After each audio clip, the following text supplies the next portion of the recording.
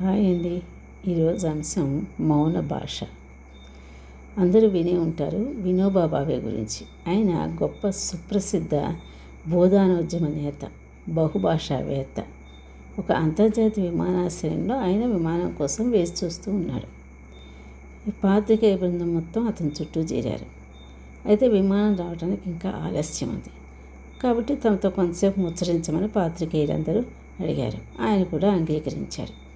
ఈ పాత్రికేయుల్లో ఒక ఆయన, వివిధ భాషలు మీరు మాట్లాడుతూ ఉంటారు కదా, మీరు ఏ భాషలో మాట్లాడతారు మాతో అనేసి అడిగారు.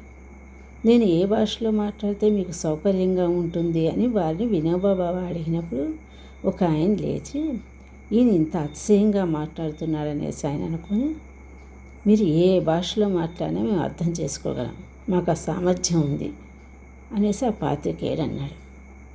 అప్పుడు వినోబా భావే, అలా అంటారా, అయితే మీకు బాగా ఇష్టమైన భాషలో మాట్లాడని మీరు అంటున్నారు కదా, సరే కృతజ్ఞత చెప్తూ మందహాసం చేస్తూ, సరే నాకు బాగా ఇష్టమైన భాషలోనే ఉంటాను, మీకు తెలుసుగా నాకు బాగా ఇష్టమైన భాష ఏంటో అని సర్దుకొని కూర్చొని మౌన ముద్ర దాల్చాడు.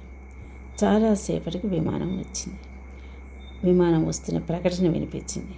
ఇక మరి సెలవా అంటూ ఆయన వినోబా భావే మౌనంగా తల పంకించి చిరునవ్వుతూ వెళ్ళిపోయాడు. నిజంగా ఇది వినంగానే మనకేమనిపిస్తుంది? మౌనం కూడా ఒక భాషేనా అనే సందేహం వస్తుంది కదూ. నిజానికి ఆ విషయంలో ఎవరూ సందేహించాల్సిన పని లేదు. నిజంగానే మౌనము అనేది చాలా శక్తివంతమైన భాష.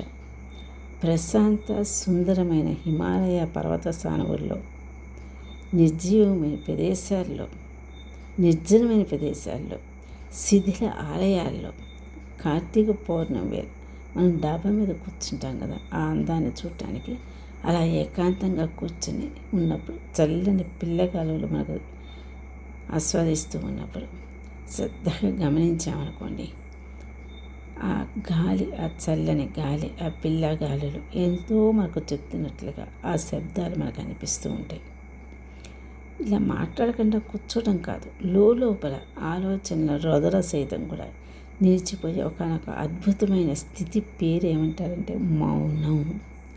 అప్పుడే నిశ్శబ్దం మనసును ఆవరిస్తుంది, మనిషికి ప్రశాంతత అనే అనుభూతిని కలిగిస్తుంది.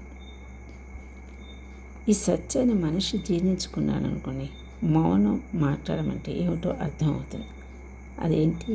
గాఢమైన ప్రేమికుల మధ్య, అన్యోన్య దంపతుల మధ్య, నిర్మలమైన భక్తుడికి భగవంతుడికి మధ్య ఈ మౌనం అనేది చాలా గొప్ప వాహికగా, అనుసంధానకర్తగా, ఒక వేదికగా, అది ఒక అవ్యక్తమైన మధుర భాషగా మనిషి గుర్తిస్తారు. వాస్తవానికి ప్రతి మనిషికి ఈ మౌన భాషతో పరిచయం ఉంటూనే ఉంటుంది.